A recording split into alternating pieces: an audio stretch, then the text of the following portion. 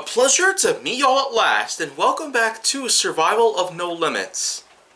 And so, let's get on with some more action, because today I'm actually coming back for a little bit to do some more of this. And I tell you, I at least have to finish on, this entire, section of the series. So while I have a grand total of about 5 more episodes left, let's get on with this one here, number 72, Crafting Power. I'm not necessarily speaking about the crafting power that's utilized in certain video games. Castle Miner Z, Terraria, Ark Survival Evolved, my all-time favorite game in the world, and who could forget Minecraft. I'm mainly speaking about the fact that lots of people in real life happen to have whatever kinds of skills to pay the bills that they will need in order to get by.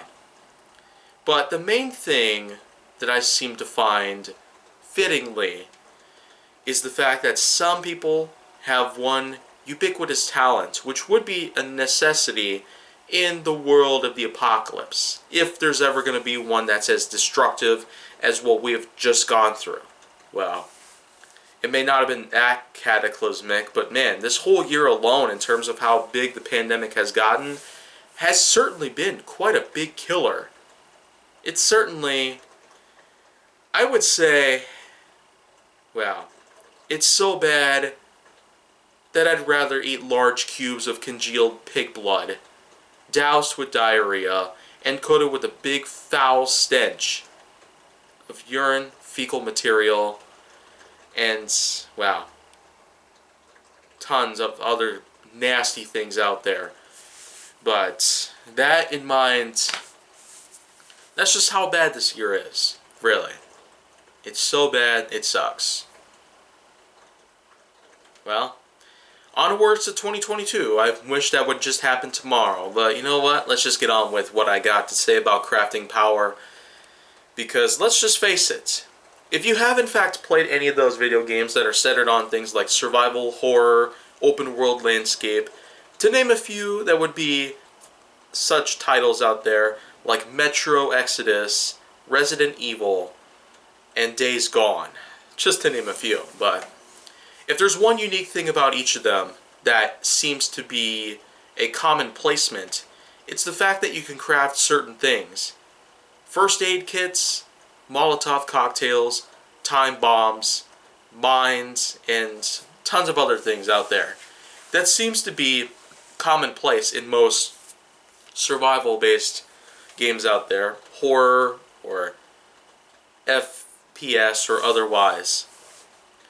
It does seem to be quite a common case in most games, especially when it comes to the current generation of consoles that we seem to be going on, but then again, we're also looking at something that we, as in real life, could pull off ourselves.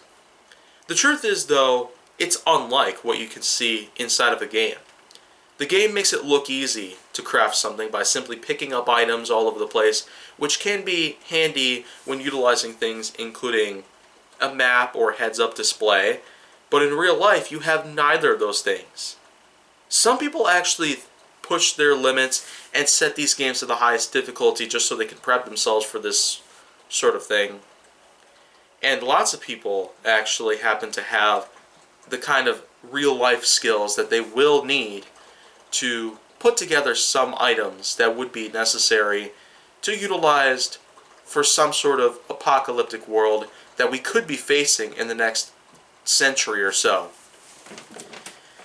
Well, the truth to that is, it might be harder than you think, especially with the kind of materials you'll need to craft some items like bombs and mines and traps and distractions and all that. But again, this is more or less dependent on what kind of skills you have to actually get creative and pretty much just have these items made no matter what time it is, no matter where you are, when you are, how you are. But again, this is mostly dependent on person to person.